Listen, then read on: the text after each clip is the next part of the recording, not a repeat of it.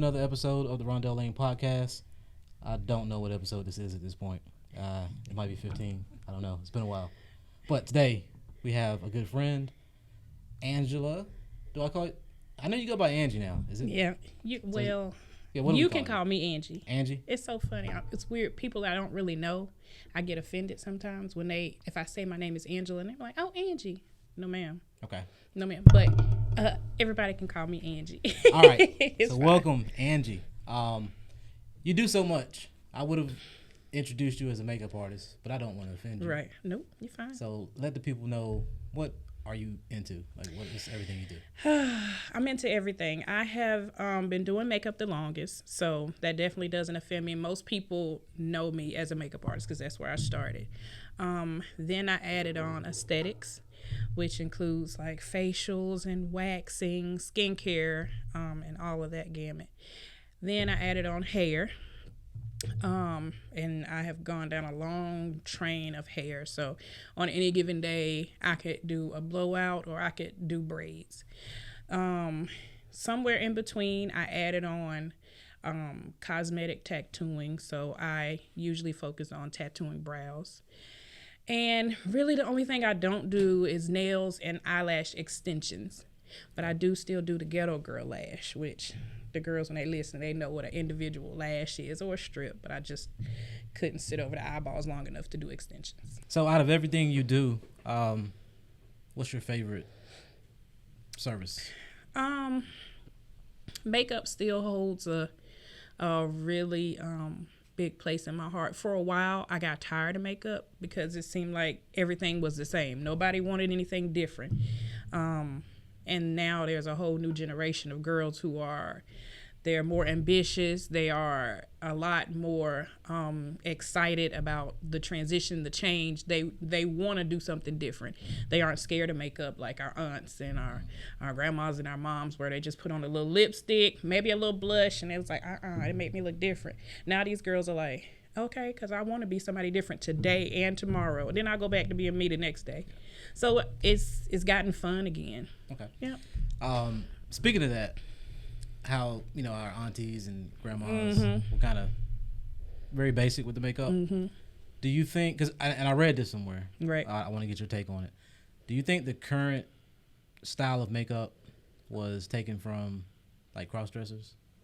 Oh, definitely. Even, I have a business now, and it's Studio 84, but anybody who knows me from back in the day, I was I Beat Faces, and I'm still I Beat Faces, and that came from the drag or the queer house, that vernacular they had, because when you had your makeup, when you completely transformed and you had your makeup done, it was called a beat. So it sounds violent, but you really were doing so much to your face that it looked like a beat. So a lot of it like that, the LBGTQ ... has really played a huge role in how the girls, whether they want to admit it or not, how the girls transform themselves. Do you like the current style better than how it may have been when you first started out? It's hard. It seems like a lot of work. It is. It is. That's the one thing, is that it is hard to do that much of a transformation. I love it. I'm capable. It's always interesting. It's exciting, but it definitely is a lot more work than taking someone who once says, I would just want to look like me, but take me up a notch, versus somebody who's like, give me a knockdown, drag out beat. And in essence, you're changing the bone structure, you're changing their muscle tone in their face, and it definitely it is a lot of work, because you're painting and you're sculpting now versus just putting on a little makeup. Yeah. So, I would say it does make me more tired. I get hot, but just as much more work as it is equally as exciting. So I guess that's, like I said, it's a double-edged sword. I needed something else, and they like, okay, here we are. So I guess you take it for what it is. Okay. What's your favorite, your favorite client to do makeup for? Is it somebody just doing a glam shoot, a bride? I don't know all the different kind of types. But. Yeah, it used to be a bride. A bride used to be my favorite thing to do because that's where the majority, when I was just doing makeup, that's where the money was. Doing a wedding, you automatically knew you were going to have a bunch of clients on one day, and they're paying same day. So you already knew, okay, so I know I'm going to make at least this amount of money. And I would get swept up in the essence of the day. It's just, that's a really magical day, and I go above and beyond, sometimes to my own detriment, that I do things that they didn't even ask for, but if I see a need, I do it. And it's a beautiful day. Also, as I got more mature in my skill, that became very draining day. Brides get very, very emotional, and I am somewhat of an empath, and it just means I pick up other people's energy. So when they are losing it, I'm like, oh, okay, I'm getting ready to lose it myself. So now I think that kind of, I guess that glam girl is what it I guess that's my favorite. I still love a bride. I still have a sore spot for a bride. But as long as I know the bride has a decent head on her shoulders and she's going to be fun to work with, that probably would still be, that would override, I think, that glam girl. Because with all the way some of these young girls and the transformations they like to do, the attitudes are completely different from how we grew up too. You know, we just wouldn't have never said or done or responded certain ways. So that glam girl sometimes comes with a certain attitude that makes it hard. I know what you mean. Yeah. You know, with me being a photographer, I kind of... yeah. You get those certain girls that already feel like they Kim K. Yeah. And you be like, baby, you work at Bojangles. I love to do your little 25th birthday shoot, and I know you paying me well, but calm down. Yeah. We both of us are human. We both are putting our pants on the same way. Bring the attitude down just 2 notches. For sure. So yeah, definitely. Have you ever had any? Because of course you do makeup typically for it's going to result in like some photos or something being taken. Mm-hmm. Have you ever been offended by like the edit job that the photographer do? Oh hell yeah! Can I say hell? Yeah. Oh right. Oh my God! A big thing you learn in this industry is that not everyone who says they can do. That's even in makeup. In mine, I sit every day at that last 5 minutes of my night before I go to bed, and I'm on social media, and I'm like, she said she do what?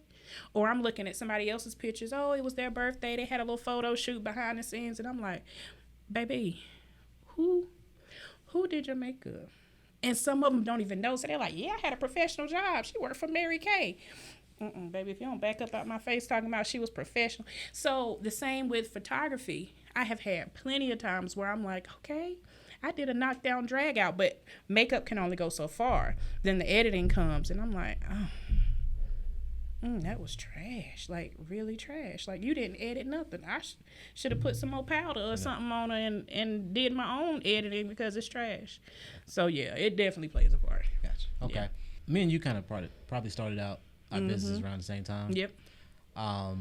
Me personally and everybody else that I work with have kind of transitioned out of weddings. So do you find yourself taking a lot? 100%.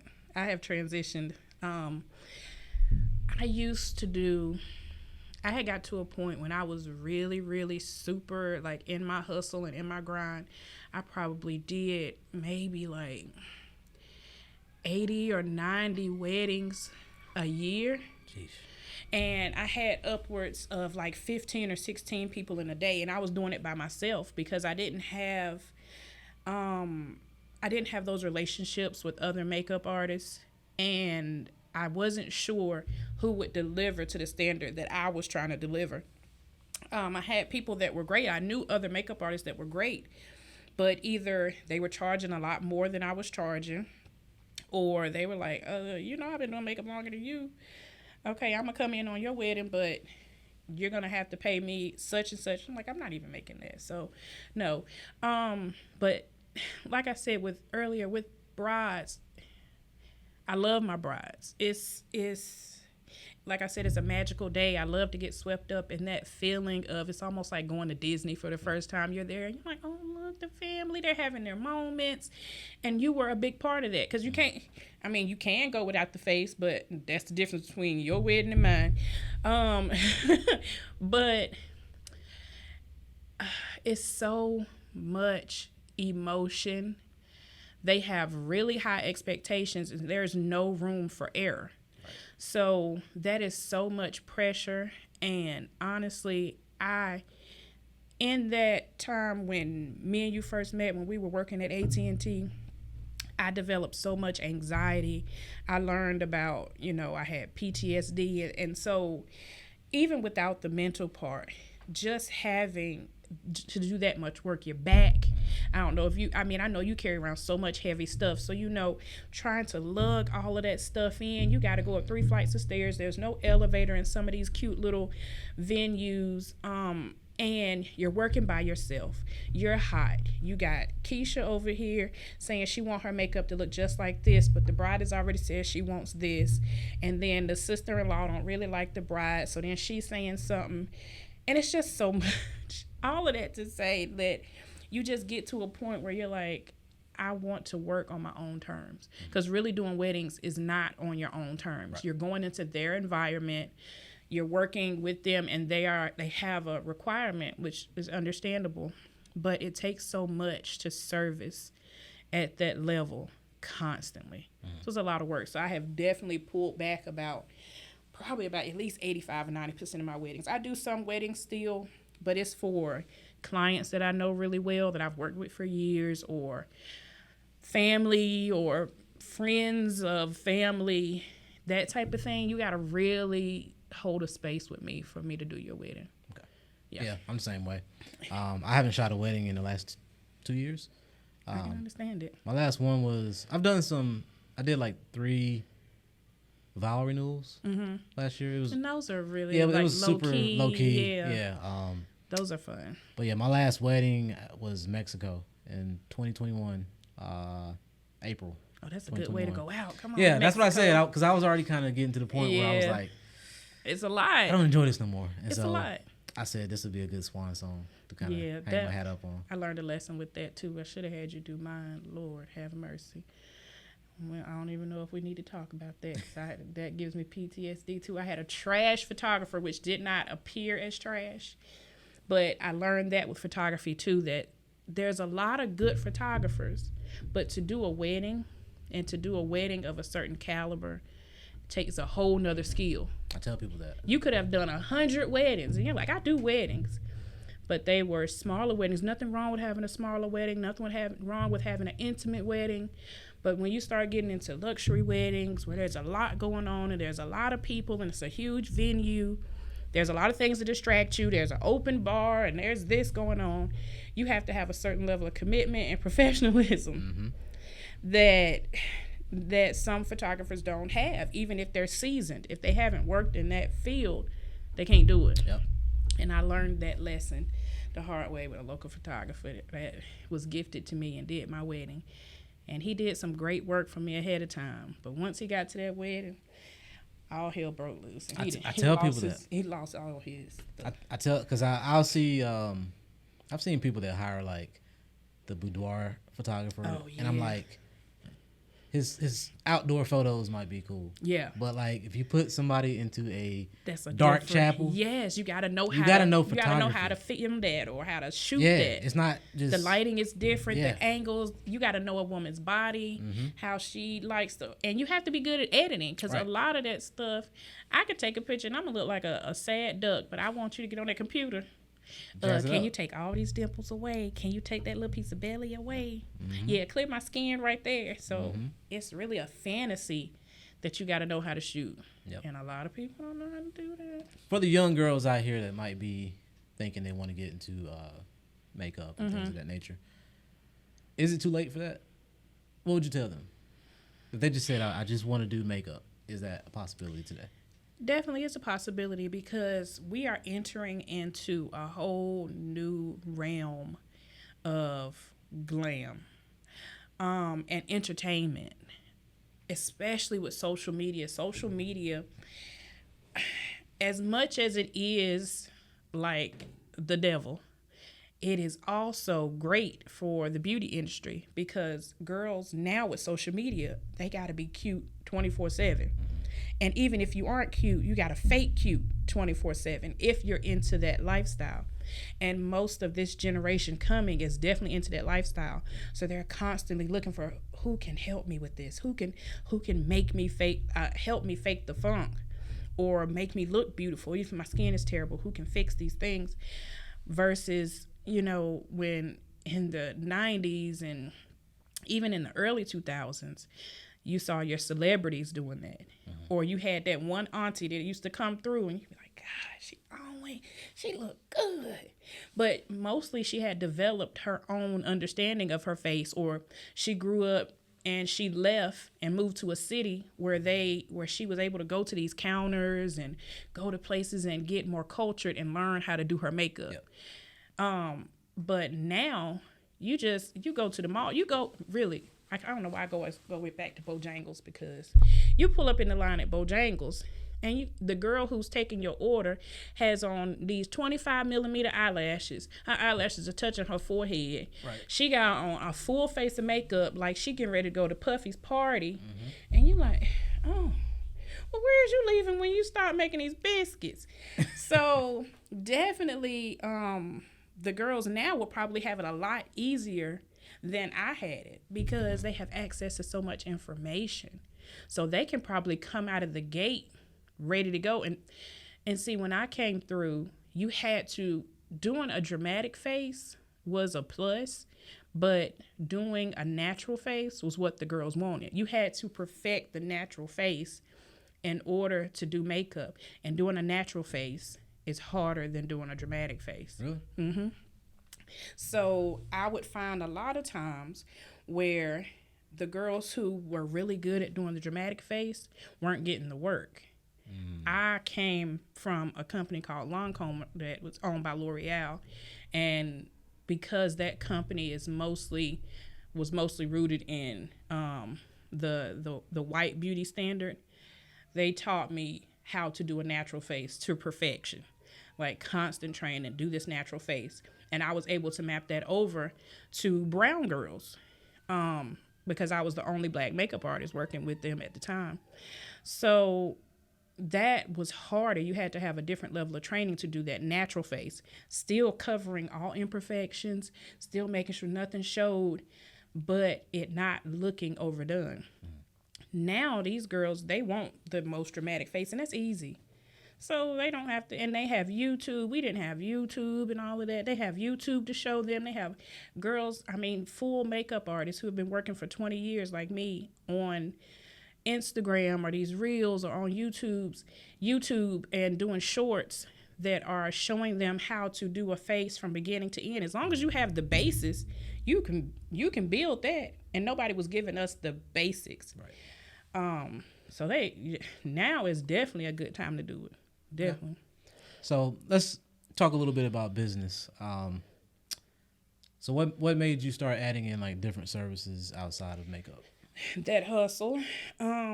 Because like I said, when, coming from when I started doing makeup in like 2001 is when I first started doing makeup. I still had a regular job, obviously, but I started when I was like straight out of high school going into college. My sister actually showed me how to do makeup. And it was just a hustle. It was that constant hustle, trying to figure out how can I turn this into something where I get paid. Because I knew I loved it, but I couldn't pay all my bills off of it. It was just a hobby. So I had to sit down and really decide, how can I make this? I know I love it. And coming from AT&T, one thing about AT&T is you're going to either have to learn how to get out there and do what you love and make something of yourself, or drown in that call center. So I was like, I can't do this. I'm mentally, it is tearing my brain in half. I hate this, and I have to find a way to make makeup work. So I had already ventured out doing it, but I was like, in order to fill in those gaps, I got to do something else. I got to find a way to be more marketable. So I was like, I love doing hair, but I hated the business of thinking I had to do hair the way somebody wanted me to do it. You know, if your homegirl come and sit down, she'd be like, girl, can you put me a ponytail? There's no stress about that. You can get the ponytail up, it's free. You can take this ponytail or what you gonna do? But doing somebody's hair, it just scared me, like professionally. So once I got licensed in that, I really realized that doing hair is, everybody has their own style. So if you come to me, you like the way I do it. If you go to somebody else, you like the way they do it. Or maybe you come to me for one thing and go to somebody else for another. That's fine. But doing other things really kept me from having to work for somebody else to fill in those gaps. Even for working for L'Oreal taught me a lot. And Lancome taught me a lot. But I was still working for somebody else. Right. I was still doing makeup, but it was for somebody else. So that's when I went back and got the aesthetics license, because I was like, well, that'll cover everything pretty much I'm doing on the makeup side for skin. Now if I add in hair, I'm coming to the wedding, I'm getting all the money. I'm getting everything. And when I didn't have a makeup client, I had a hair client. When I didn't have a hair client, somebody needed their eyebrows done. When I wasn't doing that, I put on a little lash. So I just found myself able to pay my bills from but it's still all on my terms. When did you go full time? When did I go full time? 2013, I believe. About 2013, 2014 maybe. 2014. Was that a scary decision for you? Heck yeah. Even now when I think back, it was a hard time because it was either sink or swim, and I sunk a lot. I had a lot of moments where I was like, I'm getting ready to get evicted. Okay, I got it this week. Oh, we another week out, Same you way. know. Same way. Right. Like, I had so many times where I was like, man, if I could just get another client. And then I'm like, okay, I got one, so now I can get some food. So I had so many times where I was scared. So it was super scary. And I did lose everything at one point. I didn't have I was living in my car. Wow. For probably about 2 or 3 months. I was in my car. And that was a life-changing experience. And that's when I really was like, oh, I won't ever go through this again. I'm going to get every license. I even tried nails. That was the one thing I was like, yeah, y'all can have that one. But I was like, I'm going to get it all, so I never have to sink like this again. So it was very life-changing. But yeah, that in 2015, that's when I did it. And it was so scary. It was so scary. But I make sure if I'm talking to somebody, I tell them where I think I went wrong, so they don't have to go through that. Mm-hmm. In hopes, now everybody's got to have their own hustle, which this generation, they hustle differently. But they be scamming now. Yeah, they want to get to it quick. Yeah. And I got to it with the muscle, and they want it easy. Yeah. And it's just different. I'm not saying all, but that's just what I see as a generalization, that they ain't ready to get that dirty. Right. And I think it's that social media age. Because you can't, like, social media, even if you look at the entrepreneurs, like, they make it sound like so easy. So like, easy. Just go start a business, glamorous. and tomorrow you're gonna be fine. Social media, like, you're gonna get 1 million followers, and you're gonna get to the bag. Yeah, it's not like that. And it doesn't happen that way. They don't show you on the back end, on the other side of their phone, that they're taking all these videos from, that they might be living with their mama. Right. Or they might not have a bed. Right. You know, they in a corner, and they have made sure at the Dollar Tree they decorated that one little corner, so you don't even see how they're. So I think that's really got this generation set thinking that it's going to be easy. And even now with me, and with the level that I have gotten to, people be like, really? You were homeless? I was like, girl, yes, I have been homeless. I have wondered where my food was going to come from. I have bummed on friends' family's couches. They didn't know I was homeless, child. They thought I would go over there and pretend to get drunk sometime.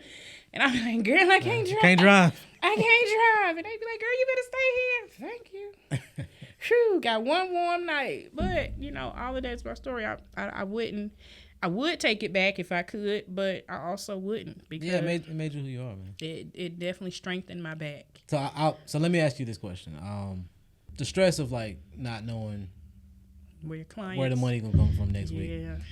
Would you say you were still, even with that being the case, were you less like mentally stressed than than when you had a job? Heck yeah, especially that's crazy to me because a lot of people I say ain't gonna put AT&T down like that because my cell phone is through AT&T. Y'all keep making my service, keep doing that.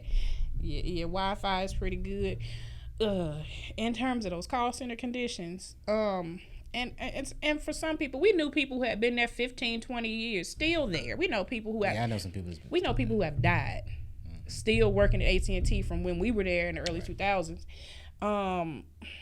So to each his own.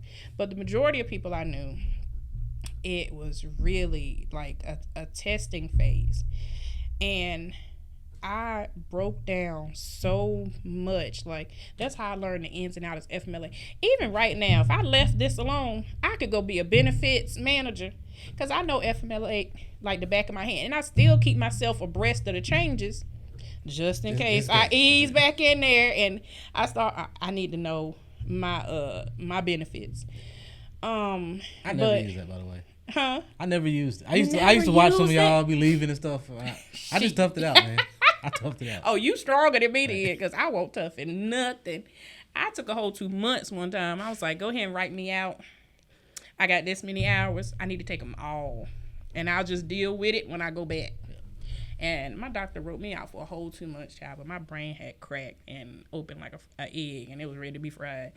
I was just losing it. But even when I was homeless, I would rather sit in my car and know that I had control of my destiny. I literally, if I wanted to, could have stood in the middle of the mall and hand out flyers or gave my number to a bunch of people. If I hustled enough, I knew I could get something. And I didn't have to worry about at that job, no matter how good I did, it was still 500 other people vying for the same thing, and I would hope that I would stand out, but most times you don't. You really learn about being average in a space like that, and out of 500 people, they got 5 positions that are off the phone, and not everybody's gonna make it. And realistically, I was one of those ones that was like, I'm gonna have my ass sit here on this regular phone, and I cannot. And listen, no disrespect to the ones who stayed for years and years, or the ones who are there, but I listen. Kudos to you. Yeah, I won't built for it. I would rather be in my car, knowing that okay, Angie, if you just do this, you can get something. And I had hope that I could be more. I can't get no further down than this. So I had hope. When I was in that call center, I had no hope. I was like, this is it. I used to literally get depressed.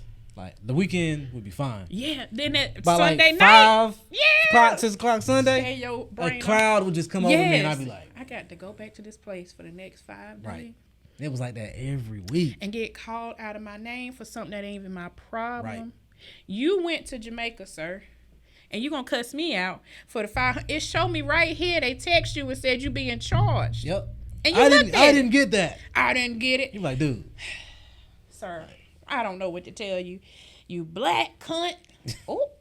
I never got no racism. You never got racism? The only time I got a little pinch of racism was it was the day after it was 2008, the day after Obama got elected. Ooh. I got one dude, he was like, it was like that, it was something he wanted, and I didn't give it to him. He was like, okay, bro.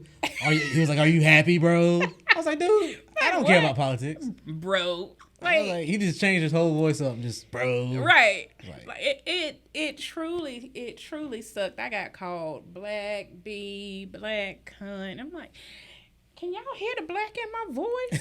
There, I'm like, oh, you can. You can hear. We got a different. You can hear the flavor. black girl magic or the black magic period in my voice. Well, you still ain't gonna get it. I said, now you really ain't gonna get it. So what you want to do? But just that stress when Obama went through, I went through some stuff at the makeup counter. That was Really? I was face to face at that time. When Obama became president, I was working by that time for I had started working not just for Lancome, but I was working for L'Oreal. So I was a traveling pro makeup artist. So they would send me I had Region C, and that was from West Virginia down to, how far down did we go? We went from West Virginia down to Tennessee. Anyway, I had to go to Christiansburg, Virginia, right outside of Virginia Tech. And I'm the only black girl. And so we would have appointments. So we all lined up, and as the appointments lined up, they would just shoot a makeup artist too. You didn't know who was coming unless you requested. So I get this older white lady, and so she as I was walking to get what I needed to do her face, I see her whispering to another one of the makeup artists. And so the makeup artist comes over to the area where we're all gathering our stuff, and she's like, she doesn't want you to do her makeup. I was like, why? And she was like, I don't know. She just says, she wants one of us to do it. I said, well, too bad. Honestly, I was so oblivious. With all of growing up black, I had never really I've seen Confederate flags, but I've never had a personal racist experience. Even going to UNCG, I didn't recognize it. I was like, okay, well, too bad for her. I just thought she wanted somebody, maybe. I didn't think about it was the fact that I was black. I was like, maybe it's because I was the youngest one also. I was like, maybe it's just because she liked this little girl. So I went back and I was showing her something, and she was like, so did you vote for that guy? And I said, huh? She was like, did you vote for that guy? And I said, who? Obama? She was like, yeah. Did you vote for that Muslim guy? I said, oh, wow. I don't know what to do here. I was like, yeah. And she was like, is there no one else who can do my face? That's crazy. And I realized right there, and I was like, oh, wow. I said, oh, don't even worry about it. Hold on for a second. My executive's name was Aaron. I was like, Aaron. Well, yes. I said, come on over here. We got to ask you a question. She walked up, and she's very prim and proper. She's like, yes. I said, this white lady don't want me to do her because I'm black and I voted for Obama. Is there anybody else available? And you could have seen the teeth fall out of her mouth. She was like, oh, my God, Angie, come here. Let me talk to you. And I was like, I was doing her a favor. This is what she wanted. Right. I ain't holding her. Because that's not even, even though I've never been in a racist situation, I don't hold with nobody. Give her what she want. So that was the first experience I had like that. That was crazy. That is crazy. And since then, before I left, I had more experiences, like, because I noticed it now. It like opened I took my glasses off, and I was like, oh wow, so many people don't want me because I'm black. Especially in certain areas, especially when we went to like West Virginia, or we went to Boone or places like that. They didn't want me. But anyway, I know I geared off track once you said that. It sparked something. But I love it. That's a good story. Yeah, it's crazy. So now let's kind of talk about you're doing makeup for TV now, right? Mm-hmm. So what's this about? You're all famous now. It's the craziest turn of events. In that hustle, which is why I tell people, just put yourself out there. Always put yourself out there, because in 2015, I was just really trying to I was really growing at that time. I saw like a huge boom. I was like, and this is after the homeless period, when I saw things start to change around. I just got real hungry, and I was like, you know what? I'm gonna get me one of these little free websites. They started putting these little websites where you could book beauty professionals. It was new. StyleSeat and Booksy and all of that were new. And I don't even think Booksy was out then. It was just StyleSeat. Yeah, I remember seeing StyleSeat. StyleSeat. So I was like, had a little free program where they would let you create a website, and they would help market you. So they were new too, so they would help to put your name out there. And I had a website now, so I would just tell everybody, go to my website, book me. Go to my website, book me. And there was a couple. Now, they came from Boston. So in Boston, they were completely used to having access to websites to book people and do this. Nobody was down here, we were still calling on the phone. Hey, can I make an appointment? What time you got? Oh, okay, let me write it in my book. They were like, we weren't doing that. We stopped doing that years ago. Anyway, this couple, their family was from Burlington, so they moved here from Boston because they had got married, they had kids, and they wanted to be closer to their primary family. So this lady found me on my website, and she came in. When I first met her, I was just excited to have a booking. I was like, "Oh, somebody booked me," you know. So she came in, and she had a really strong personality. Obviously, she was from Boston, and it scared the shit out of me. Like, I was so terrified because she sat down with such confidence, and she was like, "Okay, my hair's falling out." Okay, so number one, you as a hairstylist, the worst thing to have to hear is that a new client is already having an issue, because now they're here in hopes that you can fix it. And I was new in the game, and I was like, okay, so let me apply all of my knowledge to try to see what I can do. But I didn't know what the hell I was doing, really. I did, but trying to cipher through all that information you have been taught is a lot. So I was like, okay. And she was like, okay, so I need that fixed. I need to grow my hair back because I'm used to having really long, pretty hair. And I don't do my own hair, so I'm going to be here every week. If you can help me, I'm going to be here every week. And she was like, so let's go ahead and put me down for every Friday. And I was like, oh, hell, every Friday? Because I'm still young, so yeah. I'm like, but I want the money. So I'm like, okay. And she's like, so what we need to do first? And I'm like, okay, Angie, be confident. Okay, let me just assess your hair. So we go through this whole process. Long story short, we go through this whole process. And at the time, she was also starting a business with her husband in real estate investing. So she's pretty much doing the same thing on the real estate. It's not the same thing, but in terms of where she was studying, she was learning, they were paying for classes. And I'm pretty much just coming out of that myself. So she ended up being, really right now, she's my longest running client, because she literally did come every week, every single week, and we have really grown together. So roundabout after about 2 years maybe of servicing her, she was like, Angie, we've really started to do really well in our real estate investing business. I was like, oh, okay. Oh, that's real cute. I don't know what that is. But, yeah, long as the money's still going. And she was like, so much so that A&E has asked us to possibly look at doing a show about real estate investing. And I'm like, ain't y'all only been doing this about a year? She was like, yeah, but that's where that social media came in. Mm-hmm. They had a big social media following. They started putting everything, that fake it till you make it kind of situation. Every little thing they were doing, even before they got as big as they are now, they were putting it on social media. And everybody saw Max. Yep, and then Max is he's huge in this area. I mean, all across the United States, he's huge, but especially in this area. And so people were like, oh, I see them doing it. And Max was pushing them as well. He was like, look, like, I need you to see a product so more people can come buy my product. Look what I can turn out. Look at this couple.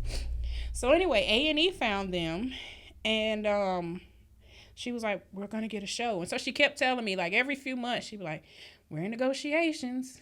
And I believed, I didn't think they were lying, but I just...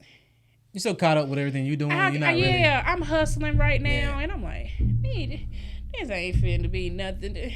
And that really has never been my avenue. Somebody always asks me, did you ever want to do hair and makeup for celebrities or anything? I said no, because I know my mental capacity, and I want to keep it on my own terms. Once you start working for celebrities, again, you're not on your own terms. You're working for somebody. And so next thing I know, they were like, so we just signed on the dot, and we're starting our first season. So you're going to have to be there Monday through Friday and do the makeup. And I was like, am I really about to do this? But it was still working with somebody I knew, so it didn't feel like I'm working on a TV show. It wasn't until the season aired that I was like, oh my God, something that I did is on A&E. It's not on like PBS or something, you know. Yeah. It's not just on social media. It's on A&E. And so now we're in the second season, and it's even more crazy. It's like so much more responsibility, and the growth is so much more, but it's been exciting. It really has. I do hair and makeup, so amongst a bunch of other stuff, just because I love them as a couple, and I just do what I do. Like I told you, I tend to get myself into situations where, all right, Angie, you're doing a whole lot, but how do you navigate your other clients with you kind of being, that's almost like a job? Yeah, it is like a job. I was really honest with them. Even on my website, I put on there that right now we are back in the second season of the show 50/50 Flip.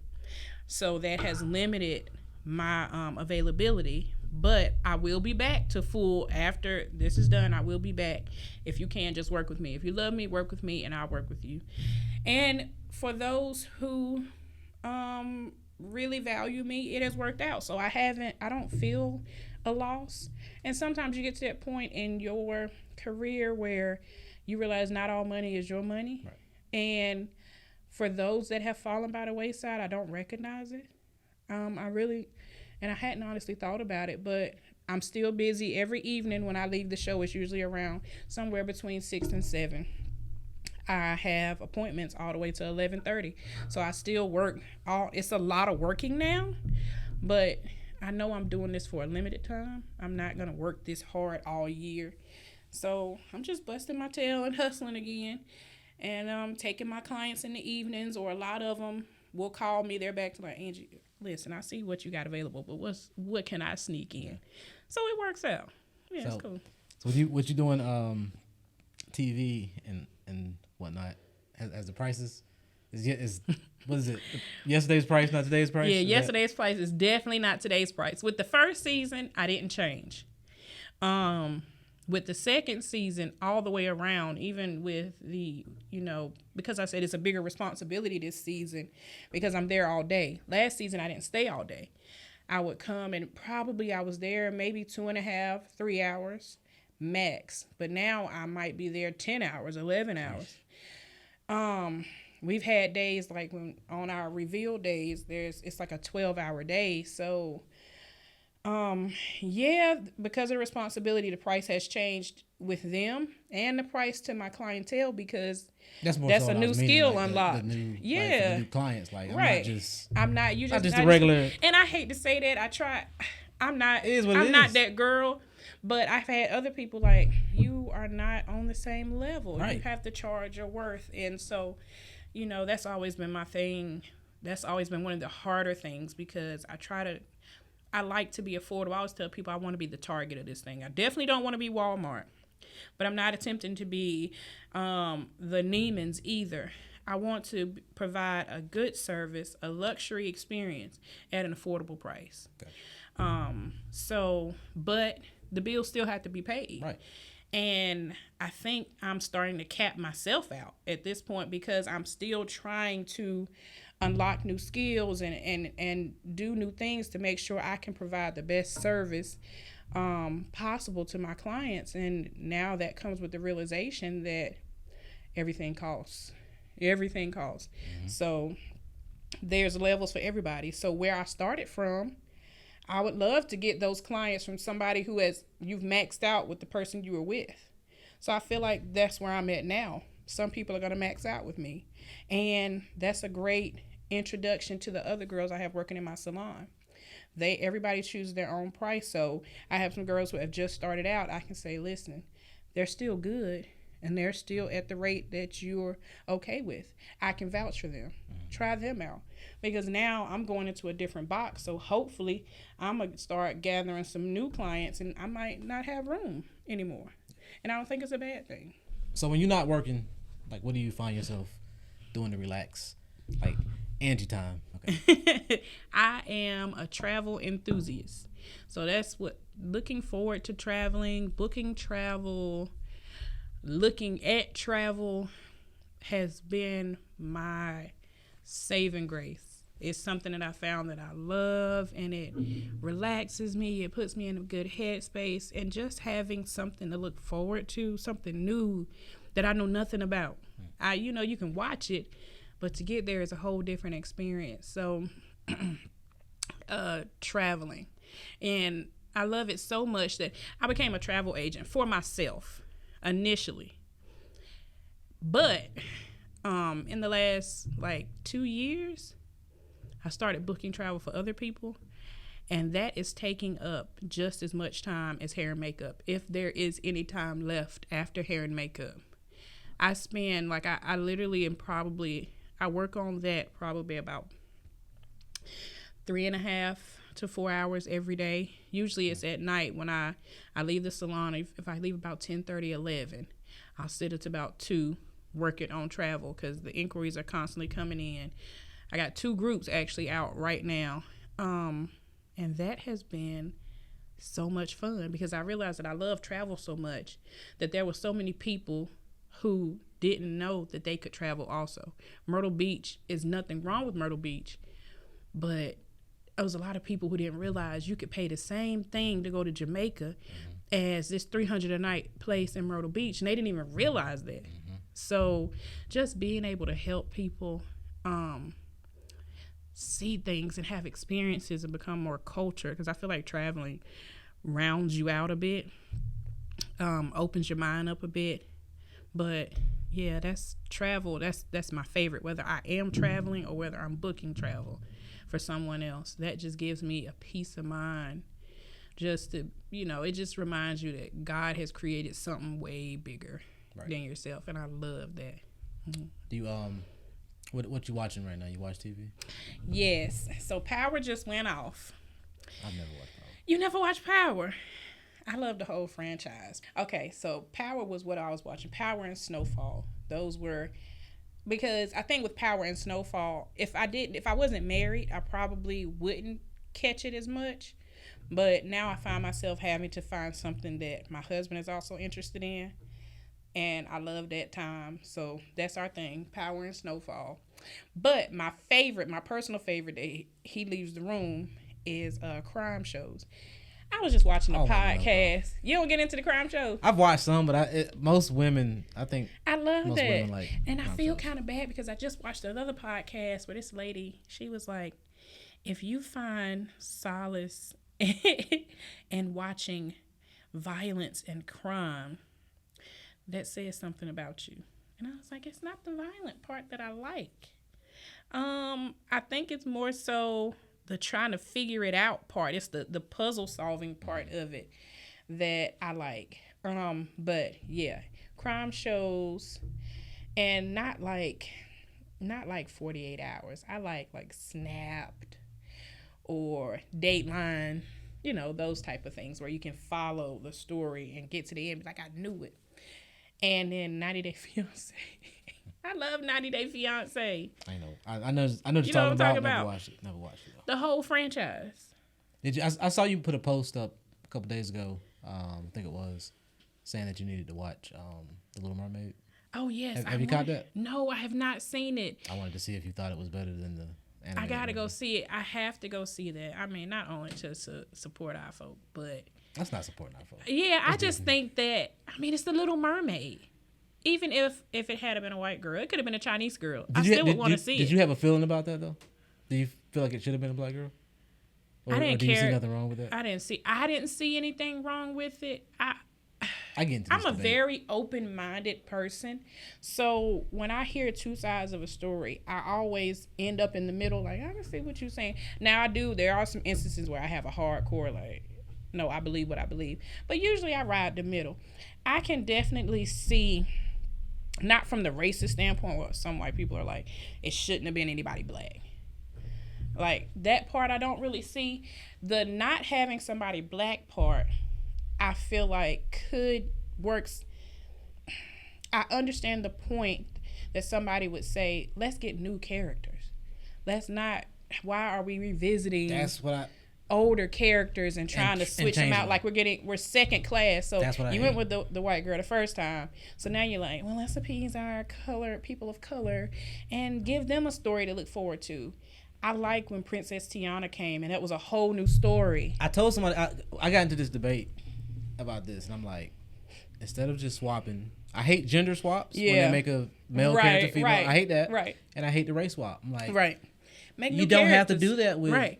Little Mermaid. Let Just Ariel stay the way Ariel was. give us the Prince and the Frog. Yep, exactly. It's already a black character. Exactly. We haven't had that movie yet. You're right. You're right. You know what I'm That saying? part I completely understood. When I saw people saying like, "Oh, why she had to be black?" At first, I was like, "Listen to white people. They just want to keep, they just want to keep white."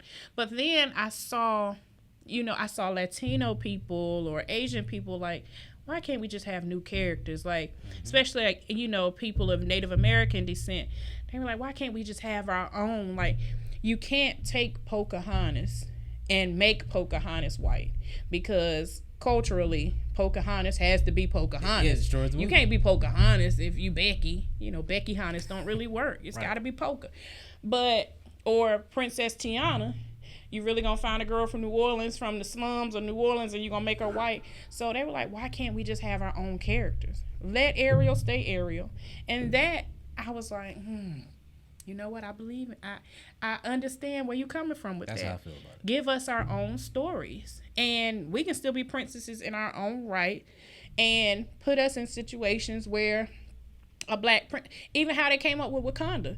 I'm like, Disney, can't you come up with like a African? We have a ton of black African princesses. Make a story out of that. Yeah, I've been or hearing, something. I heard a guy talking about this on a podcast, and he was saying there's like hundreds of stories, like black cultures from Africa. It was like, we don't have to keep getting Right. these remakes. And Remakes, right. they're doing this, it's intentional, man. And that's what, Disney was saying, that it wasn't intentional, just Halle was It's called outrage marketing. Right. That's a real thing. And so they know people are going to see it just so they can compare. Whether they talk junk about it or not, they had to go see it just so they could say They bought that ticket. it wasn't the best. She's nothing like the 1989 version, And so I would prefer us to have our own stories. But at the end of the day, I'm still going to root for everybody black. So I'm like, I'm still going to see it. Go see. I got invited to an early screening like 2 weeks ago. Really? It comes out, I think, the 19th or the 16th. It's called The Blackening. I saw that they had early screenings for that. That movie is fire, yo. Is it? And I it want to go is. see it. It is so authentically black. Like when Really? you watch it, you like, yeah, this was done. Somebody black had This to is have put for this us. together. This Right. is for us. Oh, It's so black that like I could see other races sitting in there and not feeling getting uncomfortable. some stuff, like not getting some jokes or something. Right, because they be like, Some what? vernacular.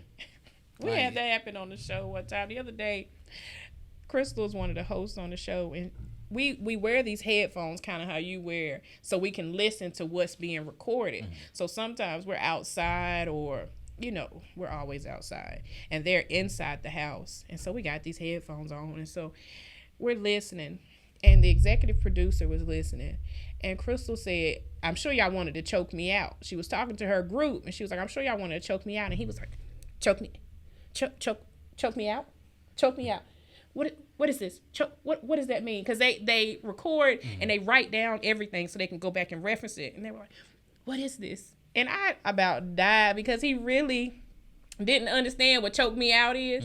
So I can understand where you were like, they might have some jokes in there where they're like, what? You got to be black to kind of To know what it is. understand, like, yeah, what's going on. And I didn't even think choke me out was something like that. He was like, I said, so she's saying like y'all might have been upset with me or irritated, so you wanted to choke me. He was like, but how do you choke someone out? How do you choke them outward? And I was like, nah, you hold on to him. and he was actually thinking like, That but is what's real. coming out? What will come out of the choking? That's why. And I was like, I don't know what comes out. We don't think about it that We deep. don't think about it like that. You just choking them Yeah, out. Like we he get was it. like, he was still like, Yeah, that's how the movie. will That's how the probably movie be does. for some people. Yeah. Oh, I'm gonna have to go see Yeah, it. it's a really good movie. Is it kind of like Nope? Like, does it give you some? It doesn't It give you reminds like me that. of It kind of reminds me of the original Scary Movie, Oh, like- really? but more realistic. Yeah. Oh, I Yeah, gotta go see because I mean the whole cast. It was I think it was a short film that one of the actors that's in it. I think he wrote it, Oh. and it was like a skit, a reel or something like that went Shut viral, up. and he actually ended up getting a deal. So it's actually like for us by us. So, I love it. yeah, Come on, definitely. That'd be a good date movie. Like, yeah, I'm know, gonna go see that. I'm gonna have to sure. go see that. One last question before we get out of here. With you working with the Polites, have you done any deals, like with real estate investing? Only my own, I guess. When I bought my salon, they So you own really, that. yeah, Nice. they really helped give me through the seller financing, kind of that, that marketing. I was like, I don't know how I'm gonna do this, and they gave me all the tools to follow through with that, and I've had some really great people in mind with them helping with that, and the lady who owned the spot. She saw something because she had never done that either. So she was like, let me look into it and let me see what I can figure out because I want you to have this. And so with her being my guardian angel and the Polites feeling like, well, let me give you other options to even present, it definitely now. The Polites really, they tell all of us, they're like, we want everybody to be able to get at least one property. But their barber that they had, he actually don't even cut hair no more because from working with Dedrick, he was able to become an investor. And now he don't even cut hair no more. And I know him. And I was like, oh, you went out. He was like, listen, you should have been taking the information the way I was. But he took it, and he really went ahead and started buying properties and flipping them. I did one last summer. Really? Yeah. How did that go? It's a $12,000 deal. Shut up. I split it with my 'cause you know my client, when you said they were paying for courses and all that. Yeah. He was one of their earliest. I think before they even started messing with Max. Really? They was going to his seminars. Really? And me and him been working together since 2019. I do his YouTube videos and stuff. And you were able to get some information and went right into it. That's my. Because he had been telling me for the longest time, like, man, we need to get money together. We need to get money together. And my aunt had a property in Albemarle that just kind of dropped in her lap. Yeah. And she wanted to get rid of it. And so I called him. I was like, look, I got a spot. I don't know what I'm doing. Like, we got to do this together. Right. And yeah, man. They ended up not even being the buyer that bought the house. When he went and got it inspected, it was full of termites. So they literally knocked it down. So we sold the land, and it was $12,000. Oh my God, that is so exciting. That's my next goal in terms of how I wanna end this thing, because makeup, realistically, hair, anything that you gotta stand on your feet, we all know that you gotta have a retirement plan. Yep. Because even now, I'm still in my 30s. I won't say how far into my 30s I am. I'm still there. And these knees and this back and these hips are saying something different. And I have, I don't even know what to call it, but I have an illness. So I have intracranial hypertension. So my spine rubs against my brain stem, so I build too much fluid in my brain, so it causes a lot of pressure. So all of these things are happening because I can't bend over, I can't really cough, sneeze, talk too loud, or laugh too hard without it affecting the pressure in my brain. And so you start to realize you need a retirement plan, because it just takes such a toll physically. So we got to do manual labor to make money. Yeah, it's manual labor, and just no matter how good or in shape you are, the body still has its own thing it wants to do sometimes. So I know I have great years ahead of me. I won't even put myself in that category, but I am at the point where I'm like, what's next? Like, what is going to hold me down when I can't? And that's why we got out of weddings, because it's too physically, it's just physically too much. And so next I do want to get an investment, and they, with them, I know they'll help me because they helped me with this one. And they're like, just let us know. So it's more so about me taking the time and saying, no, I'm going to do this. It's a house I've been looking at for the last probably 6 months now. Yeah. It's still, it's abandoned to the point. When I first seen it, it was clearly Is it like abandoned. a knockdown, or is it a flip? I think it's a flip for sure. Got bones. From the time that I seen it to now, somebody done kicked the door in. It got a sheet over the door. They done vandalized it and everything. Because it's in the hood. Yeah. And I'm like, whoever owns this is a headache for them. Yeah. So, but you know, the great thing about the hood now is the hoods are disappearing. Like, do you feel like that? Like, It's not the great gentrification. things. I don't want to say gentrification is a great thing, but I get what you mean. at some point, you would have looked at that house and been like, not in this area. Right. Now there's hope in those areas where there are, because everything's so expensive. Now people are having to move into those directions. So when you flip a house, they flip a lot of houses in impoverished areas. So I've seen now where other people start to take a pride in their property just because they see the house next door getting flipped. So we'll pull up and the house next door will be trash. Next thing you know, they cutting trees down. They outside with the kids mowing, picking weeds. So I feel like in a way it's actually good. You don't necessarily want to move these people out of their properties, but you can flip that and make that a home where somebody else who doesn't have as much can come back in and buy that house because they can afford it because it's in that area. So I think that's good for area. I really want to do that. So that is my next thing. It's really hard. Like, I know what to do, but it's so much. The grind that you gotta have is a little more than what I have right now. Right. So I think I'm gonna continue to do partnerships with him. Yeah. I'll just find the properties. Yeah. He do all the back end work. Right. We'll bust it down the middle. And they did they did one.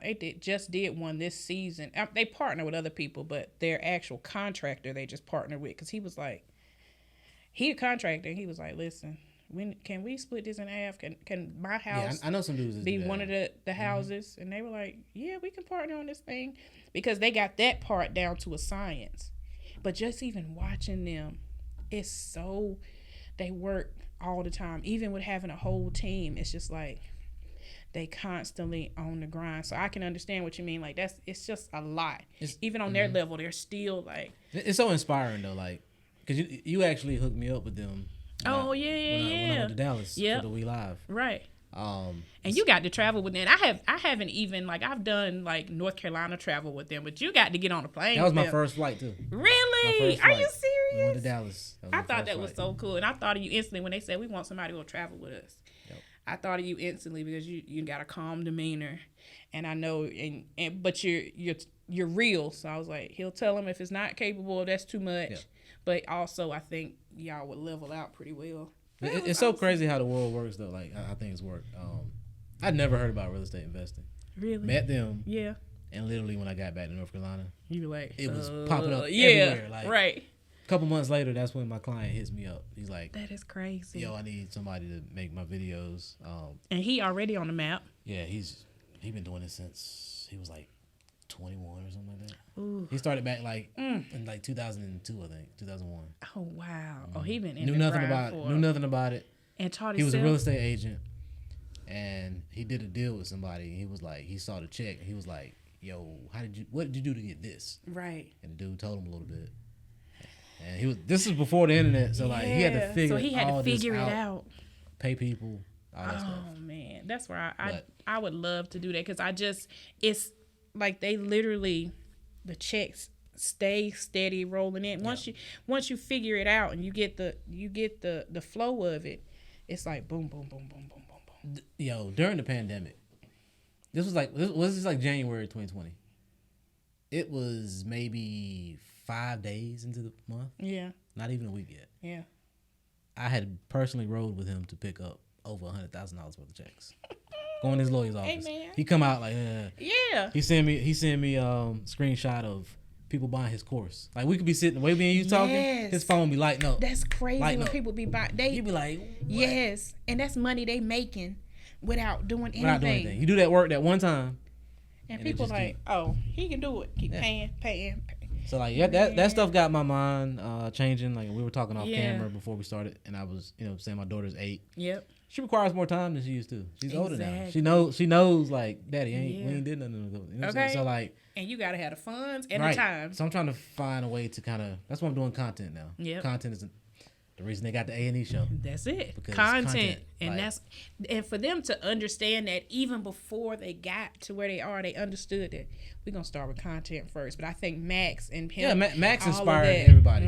Because they saw he just that shot content, up. Yep. Like, and everybody started making vlogs like when he did it. You know what I'm saying? And my client, he likes to say like, because he was doing YouTube years ago, like 07, 08. He was Yeah. putting out. He was one of the definitely black. He was Yeah. probably one of the first people doing real estate content, but he stopped. And I was like, why did he stop? Did he Too say much just time. life? Yeah. just too much time because he was doing everything. He was filming, Yeah. editing. The videos were trash, Right. But like, he also was building his business, so it was like, all right, I'm He's making. like, I gotta put I'm my feet to the multi-millionaire. I ain't boots got to the time ground. to Right. worry about this. But he looks back now, and what he's making now off YouTube, he's like, yo, if I never would have stopped, I would be bigger bussin'. than any of these guys. Right. So, but all that to say, I sit back and just watch what's going on, and I'm like, Isn't it inspiring? Like to see. like I went to Mac. I've been at Mac's house now. You know Lynch? You know Lynch Hunt AWOL? Yes. They got a podcast. Really. So I shoot content for Lynch too. So I done been at Mac's studio, and just to hear him talking, like when you get to hear him, Yeah, that's big time. Behind the scenes? because he doing like Yo. major stuff. and to know that he was broke like 7-8 years ago, And you can see it just. I don't even need that much, yo. I've met him twice, I think, just because when they were going to, like, I would come to do her makeup, and they were speaking at his those like Little pop-ups or yeah, something? those Yeah. things he does, and so where he has people that come to learn, and so I'd be coming to do makeup or hair, or they were coming to take pictures, and he would be there, and I'd just be like, man, just you could just see that that self-made air Yeah. has a different smell to it. They talk different. Yeah, yo. they talk different, and I would just be sitting back, and I'm like, hi, I shake his hand. He don't know me from a can of paint, I'm sure, but I was inspired just being there, and then I would see them in a circle, and they would have this huddle, and they would all be talking, and just, man, it's inspiring. And so I want that. I want to just to get to a point where you're making money still on your own terms, but now you don't even have to worry. There's nothing to worry about anymore. Right. You have At least not financially. At least not financially. There's always always going to gonna be have problems, issues, but financially, because he could stop right now. Yeah, he didn't. Yeah, I mean, Right. he's been in Dubai for like the last. Cause I was talking to Lynch the other day, and he was like, "Yo, dude, we need to come back. Like we ain't did the pod in forever." That's what I think is a good way for me to express what would be next for me, is to find that freedom, because there you can make your own money, and you can work for yourself and still not be free. And I would love that type of freedom where you can get away and you don't have to worry about coming back. We round the people that We round the people, We need and to go that's ahead the and thing, to capitalize. be in the circle. People would kill for the circle that we're in Oh right now. God, just in terms of like we were talking about gatekeeping, just to the things we see that we wouldn't even think to talk about, like, but there would be people who would kill for that information. Like, what are they saying? What are they doing? I sit in the middle of their conference calls, and how they put together their processes and upload that. And I sit with, their design manager and their operations manager, and I hear all of this happening. And I have access to so much information. And for me, it's so inspirational to see the logistics. And I'm like, it's attainable. And we see it. We sit at a table, literally sometimes at a table, and we see. I've been thinking to myself, like, we can do this. Why am I just shooting this video? Right. Why am I shooting this video? Why am I not on the other side having somebody shoot me? Yeah. But we're going to get there. That's all right. We're in the right circles. We are. Coming from AT&T, sitting behind that computer with that beep, and getting that same check every week, and feeling, for me personally, hopeless. To come now, I'm just excited just to be in the room. And I think that's a big thing. That's a huge thing. Yep. Well, look, I appreciate you coming on the show. This is a great conversation. Let the people know where they can find you on social media if they want to book you for some services or anything. Yeah, on Instagram, my personal page is I Beat Faces Beauty. That has my website on there. Or you can hit me up at Studio 84 Beauty Lounge. Both of those are Instagrams, and those would be the easiest way to find me. I Beat Faces Beauty or Studio 84 Beauty Lounge. All right, so you heard it. Check her out. Go give her a follow, a like, whatever the case may be. Thank you for tuning in to another episode of the Rondell Lane Podcast, and I will catch you in the next one. Peace. Thank you. All right. That wasn't so bad, was it? No.